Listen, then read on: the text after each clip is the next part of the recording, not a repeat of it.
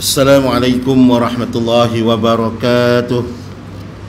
Innal hamdalillahi nahmaduhu wa nasta'inuhu wa nastaghfiruhu wa na'udzu billahi min shururi anfusina wa min sayyiati a'malina.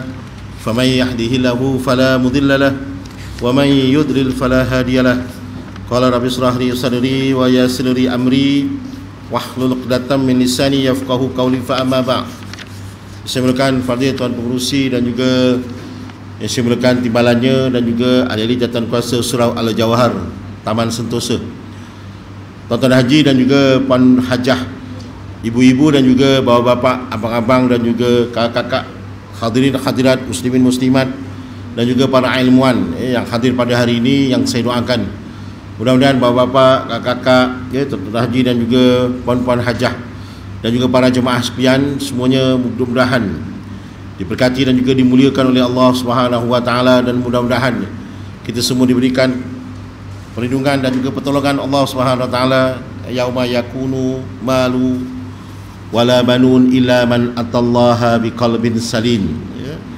Di hari tidak ada pertolongan, sama ada harta ataupun anak-anak, melainkan mereka yang datang hadir kepada Allah Subhanahu wa taala pada hati yang sejahtera, yang mana salim, sejahtera. Dan insya-Allah, dan antara tanda-tanda kita salim di dunia ini antaranya adalah Allah Subhanahu wa taala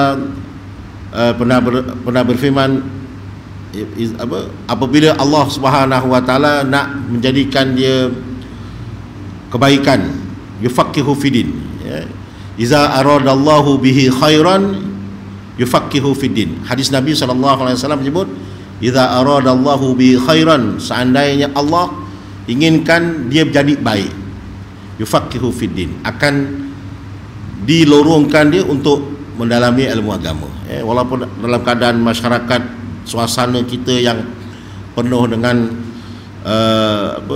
kemajuan dan juga ujian-ujian yang saling mendatang, tapi dia ada usaha tu untuk mendalami ilmu agama. Maknanya mudah-mudahan kita sentiasa diserang, nama ghazwatul fikri, nama dia peperangan pemikiran. Ada yang menyerang secara pemikiran, ada yang memerangi secara darah, di Palestin, di Syria, di hutan-hutan. Tapi yang ghazwatul fikri ni, aulamah, aulamah ni maknanya globalisasi, peperangan secara global. Mungkin dia serang dari sudut handphone, serang dari sudut pemikiran kita, serangan dari sudut suasana dan sebagainya. Maknanya akhirnya nanti budaya menambahkan ilmu ini akan hilang, dan manusia akhirnya akan menjadikan pemikirannya semata-mata sebagai kayu ataupun barang pengukur. Sebab tu pada hari ini, khususnya di negara kita, di negeri kita ni, kita dikejutkan dengan ada satu kelompok yang mana mereka sekarang ni pergi ke New Zealand, membuat ajaran sesat, namanya ajaran Sihak, yang mana ajaran ini mengaku bahawa Allah lah Muhammad, Muhammad lah Allah. Dan mereka membuat pahaman dan juga tafsiran berlandaskan kepada pemikiran sendiri. Kerana kalau belajar tafsir sekalipun mesti ada rujukan. Dia ada dua, satu tafsir, satu terjemahan, pengajaran ayat lain. Kalau kita nak kata pengajaran ayat, kita ceritakanlah pengajaran yang kita dapat daripada ayat yang kita baca. Contohnya begitu. Tapi kalau tafsir, mesti ada orang yang kita kena sebut. Contohnya Ibnu Katsir. Apa lagi? Tafsir Al-Azhar karangan Bung Hamka, contohlah. Tafsir apa lagi? Mana kita ada rujukan ulama-ulama besar tu. Jangan kita pada pandangan ni gini, ayat ni gitu, kan? Seolah-olahnya kita pula ahli tafsir. Salah tu. Dia nak jadi ahli tafsir, dia kena ada beberapa syarat. Salah satu daripadanya hafal Quran dan hafal hadis, faham nasah mansukh, faham banyaklah, banyak dia punya syarat-syarat dia. Dan hari ini tuan-tuan, kita menyambung lagi kitab karangan Syekh Abdul Aziz Omar, kitab Al-Asasul Aqidah Islamiyah, ya. Dan hari ini kita menyambung dalam bab kita yang seterusnya, iaitu bab berkaitan tentang hukum, ya, hukum dan bahagiannya. Dia ada 3 hukum yang popular di atas muka bumi ini. Satu hukum syarak, yang kedua hukum akal, yang kedua hukum adat. Itu hukum yang tidak lari. Mana-mana pun kalau kita belajar akidah, dia ada 3 hukum asas. Satu, hukum syariah atau hukum syarak, ya, hukum syariah. Syarak, namanya pun syarak, shin ra'ain. Syarak ni dalam bahasa Melayu maknanya jalan. Kalau tuan-tuan pergi ke negara Arab, dia akan juga akan timbul perkataan syarik, ya. Daripada syarik itulah timbul perkataan straight. Dia campur-campur jadi straight. Straight itu maknanya pun jalan, ya. Maknanya syarik itu maknanya jalan. Tapi syarak itu maksudnya adalah jalan yang datang daripada Allah Subhanahu wa taala. Jadi hukum syarak iaitu undang-undang yang datang daripada Allah melalui Nabi Muhammad kepada manusia, ataupun undang-undang daripada Allah Subhanahu wa taala yang diturunkan kepada para rasul kepada umat manusia daripada zaman Nabi Adam alaihissalam sehinggalah sampai sekarang, iaitu umat Nabi Muhammad sallallahu alaihi wasallam. Kita telah pun tahu secara umum bahawa nabi semuanya ada 124,000 orang nabi. Bukannya sedikit, tuan-tuan. Bayangkan kalau 124,000 itu dikumpulkan, betapa hebatnya. Kita akan lihat setiapnya itu ada kelebihan. Ini nabi ni ada hebat, ya. Ada 224,000 yang masing-masing ini mencapai tahap nabi, ya. Maknanya boleh tahap nabi ni atas lagi daripada wali. Wali pun hebat juga, tapi nabi ni jauh lebih hebat lah. Dan nabi ni antara jaminan yang Allah Ta'ala bagi kepada nabi ni syurga. Tak ada satu nabi pun yang masuk neraka. Dalam Al-Quran, tuan-tuan buka lah, dalam Al-Quran mengatakan, adakah nabi yang masuk ke dalam neraka? Jawapannya tak ada. Tak ada, kan? Semua nabi dia masuk syurga. Dan sifat nabi ini adalah pemberita. Nabi ni maknanya pemberita. Dia kata naba'a, ya, nabi, ya, nabi maknanya pemberita. Dalam pada 124,000 orang para nabi, ada 313 yang Allah Ta'ala naikkan taraf menjadi rasul. Jadi beza antara nabi dan rasul ni, nabi ini adalah Allah Ta'ala pilih dia untuk diri dia, yang mana dia boleh berbual dan bercakap dengan para malaikat, dan dia menyampaikan kepada diri dia dan juga keluarganya yang terdekat sahaja. Manakala rasul, dia diperintahkan untuk terjun dalam bidang dakwah, yang mana dia kena berlawanan, berperang, dan dia kena mengurus mempertahankan agama dan sebagainya. Dia kena lain. Di rasul ni dia lain, tapi nabi ni dia kadang untuk keturunan dia je, ataupun puak-puak dia je, kan, ataupun klik-klik yang tertentu yang diperintahkan oleh Allah Ta'ala. Jadi hukum syarak ni begini, disampaikan kepada semua orang para nabi, 124,000 yang diberikan oleh Allah Ta'ala kepada nabi, kepada para umatnya, yang diperintahkan oleh Allah Ta'ala, ya. Jadi hukum syarak ni adalah hukum yang datang daripada Al-Quran. Sebagai contoh, perintah solat, ya kan, perintah solat. Jadi semua para nabi ni ada perintah dia, cara bagaimana hamba itu dekat dengan Tuhan. Jadi setiap nabi ni antara dia ngajak pada umatnya dekat dengan Allah Ta'ala. Jadi setiap umat ada sembahyang. Sebab apa? Sebab itulah jalan yang paling, jalan yang ada untuk umat dekat dengan Allah. Daripada umat Nabi Muhammad sampai umat Nabi Adam tu masing-masing ada sembahyang yang disyariatkan pada masanya, ya.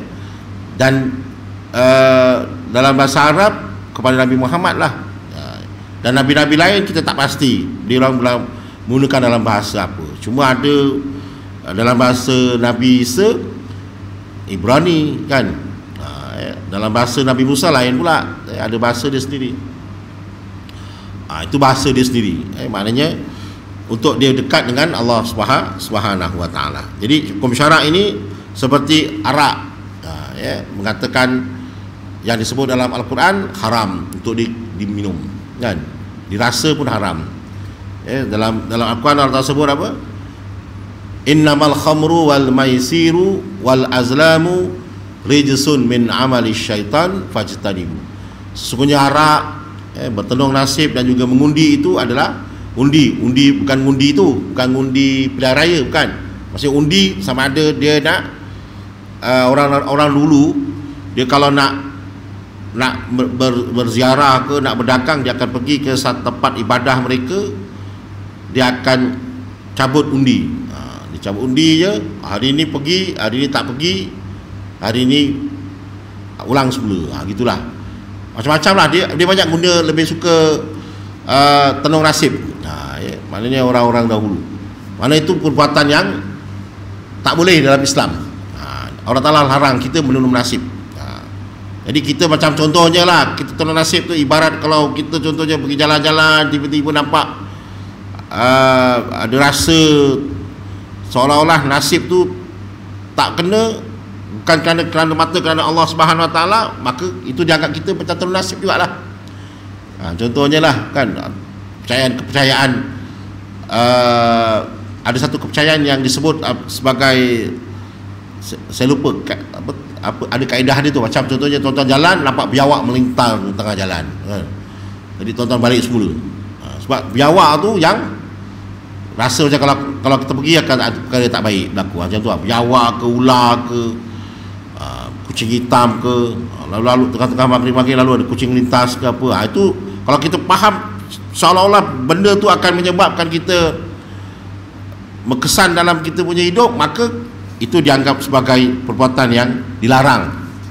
Itu macam rijsun, khamru wal maisiru wal azlam, tu dianggap sebagai azlam ataupun tenung nasib lah.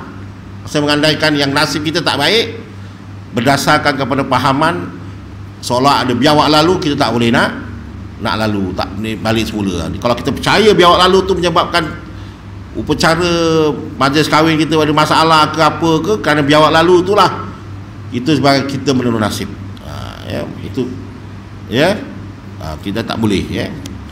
Tapi kadang-kadang benda tu sendiri pun kita rasa kita dah terbiasa kan. Jadi kadang-kadang kita rasa tak boleh lalu ni, tak sedap lah kan. Kadang nanti ada benda hujan-hujan, lepas tu nampak biawak lagi, anak-anak pula, cucu-cucu pula ajak tu kita makan tu, makan soto tu pukul 8 malam kan, itu hujan, lepas tu ada itu saya kira pun perasaan kita lah. Kalau perasaan kita tak sedap, tak payah pergilah, senang cerita begitu je lah. Tapi kalau kita katakan biawak tu yang menyebabkan kita rasa tak boleh nak pergi, maka tidak dibenarkan, tuan-tuan. Itu hukum syarak.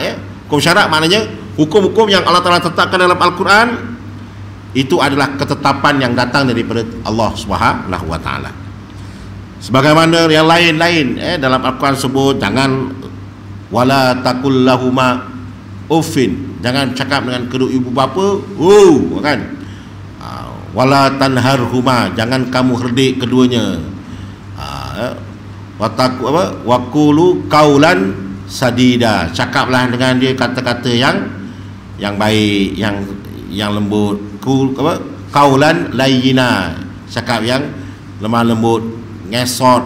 Istilahnya hinakan diri depan mak bapak. Itu maksudnya, dengan mak bapak ni kita hinakan diri, bukannya besarkan diri, bukan bangkitkan banggakan diri. Itu maksudnya dalam ini hukum syarak, sebagai contoh hukum syarak. Jadi tuan-tuan, jadi hukum syarak ni secara ringkasnya ada 8 tempat. Saya terus masuk dalam tajuk dia teruslah, supaya kita mudah. Dia ada 3 hukum, satu hukum syarak, satu hukum adat, satu hukum akal. Saya terus masuk hukum syarak, ada 8 tempat.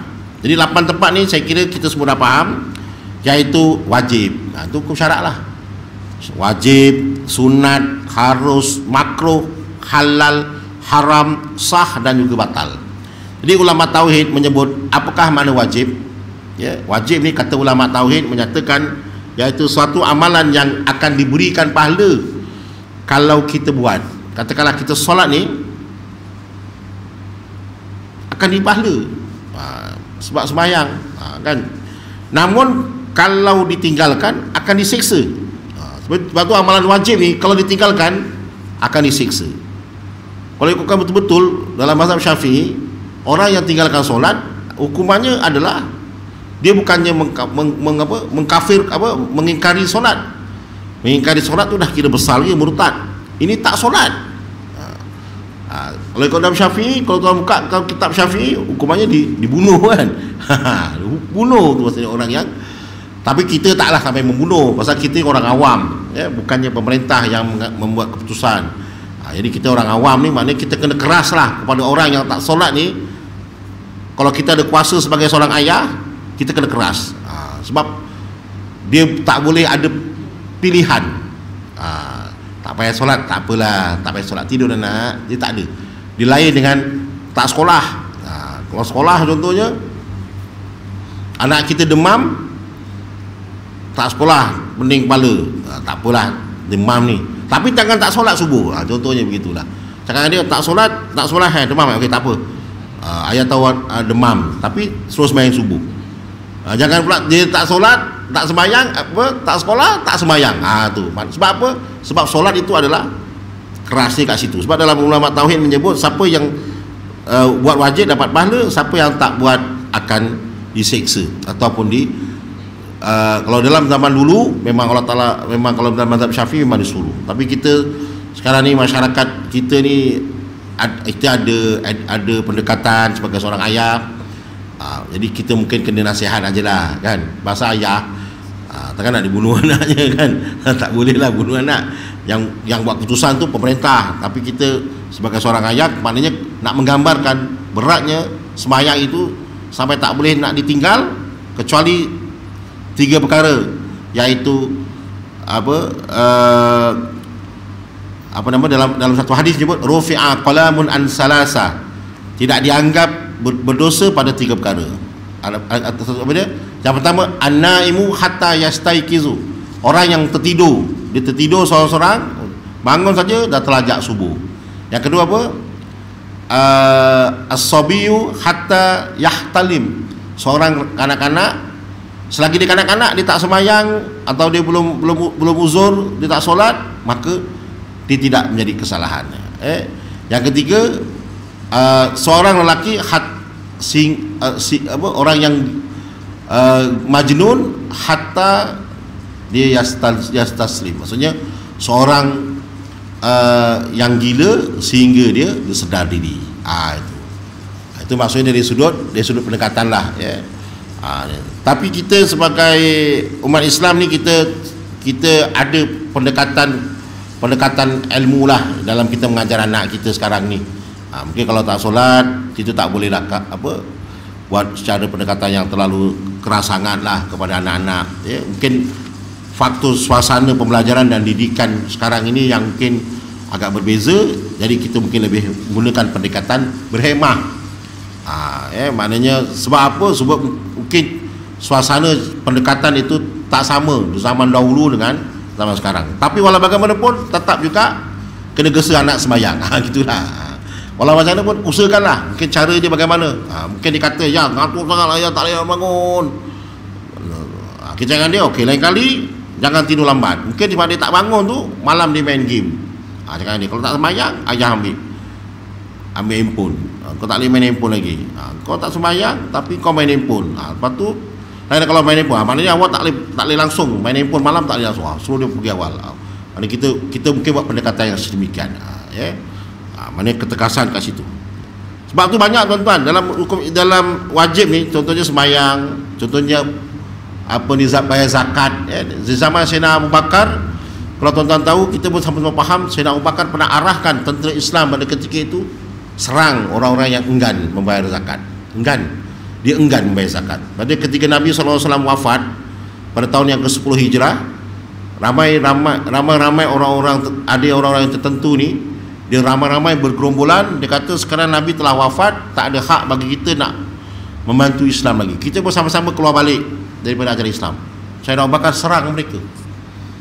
Ya, kenapa? Kerana mereka enggan membayar zakat. Jadi zakat ni merupakan satu perkara yang fardu, wajib, ya. Maka di zaman Sayyidina Abu Bakar, orang yang tak membayar zakat tu diserang, kan? Tapi zaman kita sekarang ni taklah macam itu. Sebab mungkin dulu zaman Sayyidina Abu Bakar 100% tu duit zakat tu, itulah dia untuk Baitul Mal, untuk buat jalan, untuk bayar penyelenggaraan negara. Tapi sekarang walaupun mungkin di kalangan orang dulu dia tak bayar zakat, mungkin dia tak bayar zakat, tapi mungkin dia bantu masjid, bangunkan masjid qaryah dia, mungkin dia bayar sedekah dekat masjid, dia bayar cukai kereta, bayar cukai pintu, kan? Apa lagi tuan-tuan, kita bayar duit LHDN, banyak kita bayar, kan? Jadi automatik macam bayar jugalah. Macam kita pun ada membantu negara jugalah, kan? Masuk kat situ, ya. Jadi kalau dulu memang tak bayar langsung lah, kan? Kita bayar rotai kereta, bayar JKR punya. Kita kalau pergi mana-mana tandas pun kita bayar duit tandas. Apa lagi tuan-tuan, kalau parking dekat mana, MBJB ke MBIP pun bayar duit parking. Itu termasuklah juga pembayaran-pembayaran yang kita buat. Tapi kalau dulu itulah satu-satunya duit zakat yang digunakan oleh pelbagai pihak, gitu, ya. Tapi kaedahnya begitulah, mana nak menggambarkan siapa yang tak bayar zakat disiksa, ya. Ini kaedah ilmu tauhid lah, ya. Dulu puasa bulan Ramadan pun sama, siapa yang tak puasa, maksudnya siapa yang tak menghormati bulan puasa pun boleh dikatakan disiksa, ya. Di dunia lagi pun boleh disiksa, ya, sebab dia merupakan satu bentuk kemuliaan. Sebab tu orang yang tak berpuasa tidak menjadi masalah atas sebab sakit, tapi dia menghormati suasana orang sakit. Tapi kalau dia tak berpuasa tapi dia menunjuk-nunjuk, katakanlah aku tengok siapa yang boleh marah aku, boleh tegur aku tak puasa. Dia buat tu di negara yang ramai umat Islamnya berpuasa, pasti akan menimbulkan kemarahan umat Islam, ya, seolah-olahnya macam mempermain-main dan memperolok-olokkan agama Islam yang mengajak kita semua berpuasa dalam bulan Ramadan. Tak buat puasa tak apa, kata tak puasa sebab apa? Sebab malas. Tak apa, awak nak makan dalam bilik, nak isap rokok bilik. Tapi apabila dia berada di khalayak ramai, paspus, kan, pergi kat bazar tu, dia pusat rokok, dia tengok siapa yang dia tegur dia, itu dah menimbulkan kemarahan, ya, di dalam masyarakat Islam. Sebab itu tuan-tuan tengok di mana, di Pakistan ke mana, kan, orang yang tak puasa dia sesar punggung dia, kan, dengan kayu oleh polis dia. Jadi puasa Jabatan Agama, kalau tak puasa pun paling-paling pun akan diberi kaunseling. Jabatan Agama pun punya puasa ni, kita akan bagi kaunseling, pencegahan, bagi arahan hadir. Itulah undang-undang, kan, untuk menginsafkan orang supaya berpuasa. Arahan hadir je tentang kaunseling.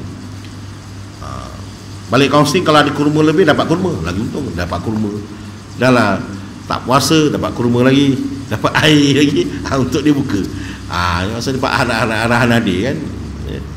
Jadi tapi kalau macam mana pun, maknanya dalam kaedah tauhid, wajib itu maknanya siapa yang buat akan diberi pahala, barang siapa yang meninggalkan akan disiksa, ya, iaitu di dunia dan juga di akhirat, ya. Termasuklah orang yang ada duit dan ada peluang pergi haji. Kata hadis Nabi SAW, siapa yang ada duit dan pergi haji tapi dia tak pergi haji, ni ada sekarang ada duit tapi tak boleh nak pergi haji, kan. Kita pun kadang berhati-hati juga, jangan pakai yakin je haji furada ni, kan, tak pasal-pasal kita terkena dengan scammer, kan. Dah bayar 35,000 kena scammer, dah melopong. Jadi kita pun lebih yakin kepada tabung haji. Tapi kalau tuan-tuan yakin pada orang yang boleh bawa, ejen umrah yang dipercayai, falyatafaddal mashkura hajjan mabrura wa sa'yan mashkura. Kita doakan, pasal apa? Dia dipercayai. Okey, kata saya percaya, saya pernah pergi haji furada, 30,000 contohlah, kan, tuan-tuan percaya, maka tuan-tuan berkempen dengan kawan-kawan, kau pergi haji furada ni, contohnya 40,000 ke apa, duit saya kira tak ada masalah bagi bapa-bapa dan abang saya. Tapi kadang-kadang yang menjadi masalah ni, kadang-kadang orang ambil kesempatan, di atas kepercayaan kita padanya, akhirnya kena scammer kan. Jadi akhirnya dia pun berhati-hati, dia tak bergaji sampai dia meninggal, kan. Maka kalau kita ikutkan hukum-hukum, kita dianggap sebagai orang yang belum mampu lagi lah, sebab kita tidak dipanggil oleh tabung haji, betul tak kan. Mungkin umrah tu boleh, tapi haji dia ada visa dia sendiri kan. Jadi haji ni kalau kita ada dipanggil, lepas tu tiba-tiba kita membatalkan haji kerana malas, kan ada hadis yang menyebut siapa yang tidak pergi haji sedangkan dia ada kemampuan, dia mati dalam keadaan Yahudi kan. Ada satu hadis tu yang menceritakan itu. Maknanya tak sampai begitu sekali dia. Kadang-kadang dalam bank kita pun ada duit tapi kita tak dipanggil, kita tak boleh nak salahkan siapa, kan. Jadi kalau dah ada peluang, tiba-tiba batalkan. Alasannya anak-anak masih sekolah, alasannya belum sedia, padahal dah nak pencen kan. Tapi dia tak nak berjanji, maka jawablah kita nanti di hadapan Allah Subhanahu wa taala. Jadi tuan-tuan, itu wajib. Yang kedua, sunat. Sunat ni kalau kata ulama tauhid, dia ada dua. Ada dua, satu dibuat dapat pahala dan tidak dianggap dan tidak diseksa. Jawapannya gini, dibuat dapat pahala dan tidak diseksa kalau meninggalkannya. Ya. Kalau buat dapat pahala, siapa tak buat tidak diseksa. Katakan sembahyang sunat ba'diyah, sunat tapi tak buat, tak siapa pun yang tidak akan diseksa pun. Tapi kalau kita tengok ada kalau ulama tasawuf pula mungkin jawapan berbeza. Ulama tasawuf pula mungkin jawab sunat dibuat dapat pahala, ditinggalkan rugi kan. Rugi sunat ba'diyah isyak, hukumnya sunat muakkad. Tiba-tiba dia tak sembahyang sunat muakkad, rugi tu. Sunat ba'dal maghrib tak baca, tak sempat kan. Ataupun qabliyah subuh, yang paling bagus sekali qabliyah subuh. Tiba-tiba dia tak buat sunat qabliyah subuh. Kalau ulama tauhid kata buat dapat pahala, tinggalkan rugi. Tapi kalau ulama tauhid sebut siapa buat dapat pahala, siapa tinggal tidak diseksa. Maknanya boleh tinggal, ya kan. Mungkin atas asbab-asbab kesihatan kan. Ya, sebab apa? Sebab mungkin kaki dah ada sikit sakit kan. Kan. Ni dah kira untung lah apa haji-haji ni, ya. Abang-abang bapak di hadapan saya dia kira berusaha dah pun sebenarnya ke masjid kan, walaupun usia ni mungkin ni sakit-sakit. Ada setengah orang dah malas dah terus dah kat rumah. Ini ada lagi usaha kan? Walaupun sakit kaki usaha tu. Itu maknanya perjuangan tu. Perjuangan itu sendiri pun dah dikira sebagai ibadah di sisi Allah Subhanahu wa taala. Perjuangan. Dalam satu hadis Nabi SAW, Nabi pernah menyebut kan, kalau mereka tahu kelebihan sembahyang isyak dan subuh berjamaah, la atau laukana atwan. Nabi sebut dalam hadis, kalaulah mereka tahu kelebihan sembahyang isyak dan subuh itu berjemaah di masjid ataupun di tempat sembahyang kita ni lah, pasti kalian akan hadir ke masjid dalam keadaan mengesot. Ngesot tu maksudnya walaupun kereta tak ada, hujan ke apa, datang juga tu ngesot, kaki sakit ngesot. Dekat tempat saya tuan-tuan ada satu pakcik dah meninggal. Saya punya cikgu ngaji lah, meninggal baru-baru ni meninggal. Dia tak boleh berjalan. Kampung saya dekat Batu Pahat ni, lampu jalan pun saya ingat boleh dilihat dengan, boleh dihitung jari lah, dengan kanan kiri pokok kelapa sawit, pokok getah. Saya ingat kalau ada harimau kumbang lalu, memang harimau ke ular ke lalu, memang dipatutnya kita lah kan. Kenderaan rumah dengan ke rumah pun jauh kan, rumah kampung saya tu. Ada satu dah meninggal lah, Tuan Haji tu, dia bekas guru Quran. Dia berjalan dia itu lah, kaki dia gini-gini, dia tak boleh nak langkah, jadi dia goyang. Jadi lambat nak sampai kan. Dia lambat sampai, dia goyang. Saya tanya dia dalam bahasa Jawa lah, Ji, teko jam piro? Jam 4 betul ke rumah. Mana dia datang 1 jam setengah tu perjalanan dari rumah dia tu. Kalau naik motor sekejap je lah kan. Naik motor dalam masa 4 minit ke 5 minit je. Rumah dia tak jauh, tapi dia ngesok tu. Maknanya dia 1 jam tu dia dah ngecot, dia dah goyang lah, dia goyang, dah meninggal dah. Kena stroke. Dah 90 meninggal itu hari. Tapi dia punya semangat tu, bila dia kat rumah memang dia collapse balik. Tapi bila subuh dia datang, setiap subuh dia akan datang. Dia datang awal tu. Bila orang ajak dia nak tumpangkan dia pergi, kadang-kadang ada van lalu tu kan, van Kelang lalu. Van Kelang ni kena ambil awal. Kadang-kadang ada orang lalu pagi-pagi tu berhenti kan, dia tak tumpangkan. Kadang balik nak tumpangkan pun dia tak nak. Dia pergi balik tak jalan kaki. Usaha tu. Ya. Maksudnya dia nak ambil fadilat berjemaah di masjid sembahyang isyak, sembahyang subuh. Dia datang subuh je, isyak dia tak datang. Dulu bekas imam situlah. Imam tu tahun dia pernah jadi imam tahun 70-an dulu. 70-an. Masa arwah bapak saya meninggal, dia yang ngajikan. Satu malam dia datang ngaji je. Arwah bapak saya meninggal tahun 80. Masa umur bapak saya 78 tahun. Bapak saya umur 78 tahun, meninggal tahun 1980. Dia yang ngajikan. Ngaji. Saat dia meninggal dia malam tu ngaji je. Maksudnya dia ngaji lah. Maksudnya dia ngaji. Waktu badan dia segak lagi. Sekarang dia pula usianya. Sekarang yang paling tua kat kampung tu saya ingat mak saya lah. 86 mak saya kampung tu lah. Baru 86 kan. Orang perempuan ni 86 ni sihat lagi kan. Dia ada cara nak sihatkan badan. Bapak pun badan panjang umur lah ya. Maknanya usaha tu, insya-Allah usaha tu dia akan, Allah Taala akan beri kekuatan untuk kita jaga solat ya. Jadi tuan-tuan, kita masuk tadi tentang sunat ya, sunat. Maknanya sunat ini kata ulama tauhid, iaitu buat dapat pahala, tinggalkan tidak disiksa. Dan yang ketiga, harus kata ulama tauhid suatu perkara yang boleh dibuat atau ditinggalkan begitu saja. Kan? Dibuat atau ditinggalkan begitu saja. Tuan-tuan nak buat ke atau tak nak buat. Itu harus. Maknanya seperti apa?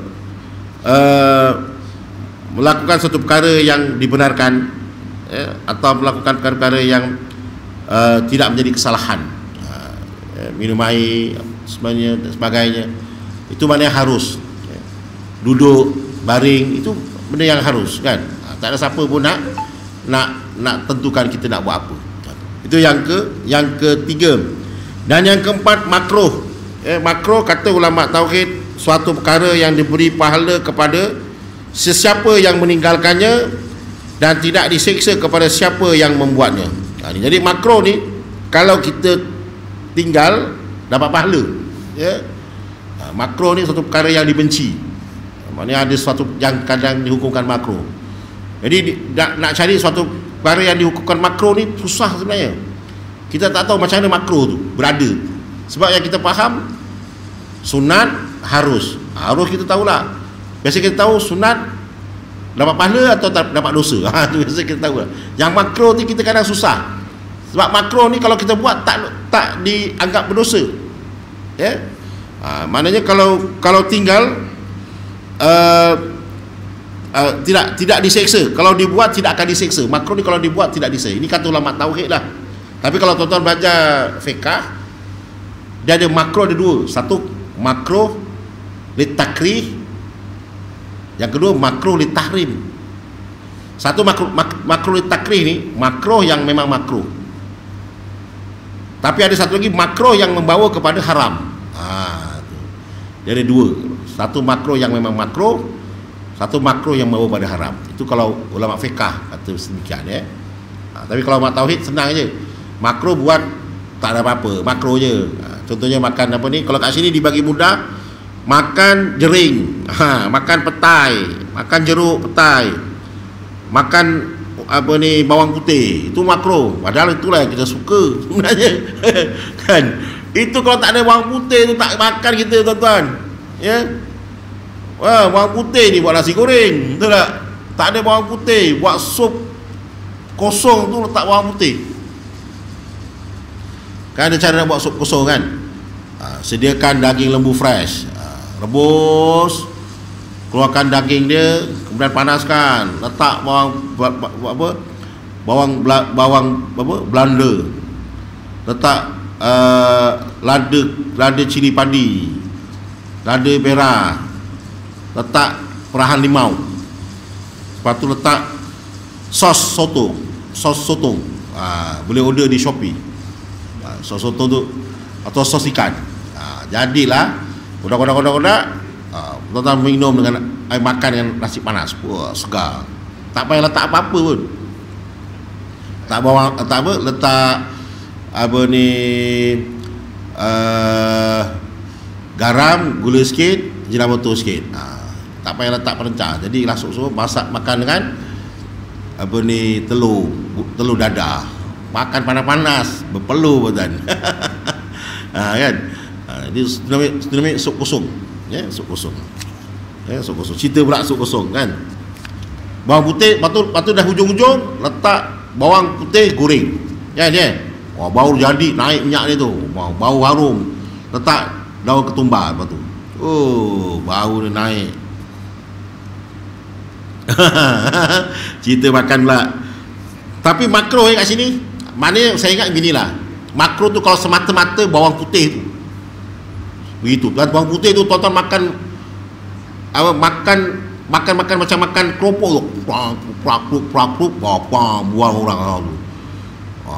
Macam ada satu kaum lah kan. Jadi kalau dia bagi RM10, RM1 belikan beras, RM9 dibelikan bawang. Kan macam tu lah. Kan? Bawang putih, dia bawang dia tak lari daripada dia lah kan. Tapi mungkin tu dia tu pada dia kuat tu kan. Jadi mungkin bawang putih tu semata-mata tu yang tak boleh. Tapi kalau kita bawang putih dijadikan makanan, dijadikan herba, saya ingat itu tak menjadi masalah. Itu kan. Tuan-tuan makan semata-mata jering, makan jering gitu je. Nasi dengan jering, tak lain. Mau bau pun kan. Tapi kadang-kadang kalau nak makan tu, lepas makan kena minum dululah, bagi hilang baru kita boleh berbual dengan orang. Tapi kalau dengan bau-bau tu, mungkin menyebabkan orang tidak rasa selesa dengan bau yang dikeluarkan oleh mulut kita lah, ya. Yang kelima tuan-tuan, halal. Ini halal dalam hukum syarak. Wajib, sunat, harus, makruh, satu lagi halal. Ada 8 hukum syarak, ya. Halal ni apa? Halal ni kata ulama tauhid, suatu perkara yang diberi pahala kepada sesiapa yang mengerjakannya dan tidak diseksa kepada siapa yang meninggalkannya. Jadi kalau kita buat perkara yang halal, akan dapat pahala. Apa saja. Pakai baju ni, baju kita beli sendiri, hasil kerja kita, pahala. Pakai songkok, pakai hasil kerja sendiri, pahala. Pakai kasut, apa lagi? Pakai jam tangan, makan dengan nasi yang hasil daripada duit kita sendiri, duit yang halal. Apa saja yang halal itu akan mendapat pahala. Sebab tu dalam kaedah usul fiqh menyebut apa? Mengejar yang halal itu adalah fardu ke atas orang mukmin, kan? Sebab tu dalam kaedah usul fiqh menyebut apa? Da' ma yaribuka ila ma la yaribuka. Tinggalkan suatu perkara yang meragukan kepada perkara yang tidak meragukan. Itu halal. Da' ma yaribuka. Kalau kita rasa ragu-ragu, oh ni halal ke tak halal? Contohlah, tuan-tuan makan di kedai yang bukan orang Islam yang masak, kan? Sedangkan ramai lagi orang Islam ada masak. Kita macam, walaupun dia tu ada bersih ke apa kan, tapi yang tukang masak tu orang, kita tengok mungkin kat depan dia tu ada tapi yang masak tu bukan orang Islam. Tuan-tuan nak masak makan ni, contoh kan. Tapi kalau tuan tengok, oh yang masak orang Islam ni, ya. Mana insya-Allah kita pun yakin halal. Ini berdasarkan kepada halal yang dimasak, ya. Dalam Islam pun kita dituntut supaya melihat secara zahir saja, kan. Dalam kaedah usul fiqh menyebut apa? Nahnu nahkumu bizawahiri wallahu yatawalla sarair. Kita ni berhukum pada zahir. Kita agak yang masak tu, wah, orang Malaysia ke, Indonesia ke, orang Bangladesh ke, orang Pakistan ke apa, Islam lah. Rasa hati lah, kan, rasa hati. Tapi kalau contohnya tiba-tiba bukan Islam, kan, tiba-tiba orang bukan Islam lah yang masak lah, maka kita berlepas diri lah, tuan-tuan. Maksudnya gitu, kan. Tapi kalau contohnya terang-terang dia bukan Islam, Kita pun tahu dia tu memang bukan Islam, kita pun langgar je, alasannya alah semua benda kalau masuk dalam perut jadi najis. Wah, senangnya macam tu. Maka kita tak bolehlah berbuat macam tu. Alasannya semua perkara yang kita masuk dalam perut alah sama je, keluarnya pun gitu juga. Kerana saya pernah berbual dengan orang yang macam tu, tuan-tuan. Pernah makan dengan orang tu, penat kita nak layan. Dia bawa motor, ingat lagi dulu. Dia bawa motor, saya numpang. Dia betul-betul dia berhenti je. Kadang-kadang siapa dah serupa tu. Saya betul masa mahat lagi. Kira abang tu maknanya alah sama je lah masuk dalam perut dia. Kita pun takut juga. Tapi saya jadi minum air je lah, tak makan lah pun. Dia makan kan. Dulu masa mahat kan. Kita pun masa ingat-ingat juga kan. Kita numpang motor dia kan, nanti kalau cakap banyak kan kena tinggal. Jadi nak tak nak redha je lah dia berhenti kat mana. Lepas tu budak-budak lagi numpang orang. Tapi kita dah faham lah kan, kalau kedai yang halal, paling-paling pun kita walaupun dia tak ada tanda halal pun kita rasa lambang dia tu lambang orang Islam kan. Ini kalau lambang orang bukan Islam, kita dia berhenti juga dah, macam mana kita pun dalam minum limau panas. Itu je lah, limau panas je lah kan. Jadi halal ni tuan-tuan, kalau kita buat dapat pahala, makan ataupun kita berpakaian ataupun kita melakukannya. Senang cerita ni, apa saja yang kita buat pada hari ni kalau halal, insya-Allah Allah Ta'ala akan bagi pahala. Ini indahnya Islam, ya. Jadi Islam ni indah, tuan-tuan. Jadi keindahan Islam ni bukan pernah dipertikaikan, pernah diperkatakan oleh Nabi Musa alaihissalam. Nabi Musa ni pernah buat compare tentang, ya Allah, aku lihat ada satu kaum, ada satu umat yang mereka melakukan satu kebajikan, tapi engkau ganjari dengan 10 kebajikan. Jadikan mereka umatku ya Rasul, ya Allah. Kata Allah, tak boleh, itu umatnya Muhammad. Maknanya kita ni umat yang dicemburui oleh nabi-nabi yang lain. Nak menggambarkan indahnya umat Nabi Muhammad sallallahu alaihi wasallam. Yang keenam, haram, ya. Haram ni senanglah, tuan-tuan. Haram ini sebenarnya haram ni dia banyak makna. Satu haram, satu bulan Muharram kan. Satu lagi muhrim. Haram, muhrim, itu semuanya ada makna yang membawa kehormatan sebenarnya. Maknanya haram ni maksudnya ianya suatu perkara yang tidak boleh dilakukan di semasa di dalam alam dunia. Haram tu begitu. Maknanya begitulah. Sebab contohnya Allah Ta'ala haramkan kita minum arak kan. Kerana di dunia ni tak boleh minum arak, ya. Kerana nanti di akhirat sudah lain hukuman. Begitu. Jadi haram itu perkara yang Allah Ta'ala kenakan. Contohnya di dalam umat Nabi umat Nabi Musa alaihissalam, Allah Ta'ala haramkan makan lemak. Contohnya gitu. Umat Nabi Musa alaihissalam, dalam daging tu ada satu bahagian yang diharamkan, iaitu lemak. Jadi kalau nak makan daging tak boleh makan lemak dia, kena kekeh betul, lemaknya buang. Dia tak boleh, ya. Dalam ajaran umat Nabi Musa, dalam Al-Quran disebut tentang siapa yang nak taubat daripada melakukan dosa besar, kena pergi tempat gunung tinggi, terjun. Umat Nabi Muhammad tak perlu itu semua. Nabi Muhammad siapa dah taubat, menyesal, menangis, berhenti, buat amal baik, taubat nasuhah, tak nak buat, maka insya-Allah Tuhan berikan dia peluang yang kedua. Kalau nak makan daging yang tak dibenarkan, daging khinzir tak boleh minum, tak boleh makan. Jadi dalam umat Nabi Muhammad, dalam Nabi Musa, dalam binatang yang halal itu pun ada serta-serta bahagian yang tak boleh dimakan. Lemak tak boleh. Kita lemak jadikan tetel kan.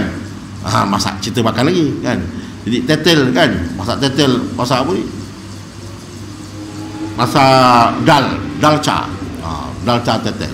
Masak urat. Wah. Beli urat tu saja, wow, RM20 ada tu. Kena makan nasi padang, masak urat, sedap pun boleh tahan. Tapi harganya pun, waduh, masya-Allah, tabarakallah, RM20 kan. Rasa urat pinggan kecil je tu, RM20 nasi padang. Tapi tak apalah, mungkin rebusannya lama kan. Nak lembutkan tu kan senang kan. Jadi tuan-tuan hadirin yang dirahmati Allah, saya kira azan dah. Kira cukuplah sampai sini. Ada lagi beberapa lagi, insyaAllah kita akan sambung di bulan hadapan, berkenaan tentang hukum-hukum syarak, hukum akal dan hukum-hukum adat yang disebut dalam kitab Asas Akidah Islamiyah. InsyaAllah aku qouli hadza wa astaghfirullahaladzim li wa lakum. Wassalamualaikum warahmatullahi wabarakatuh.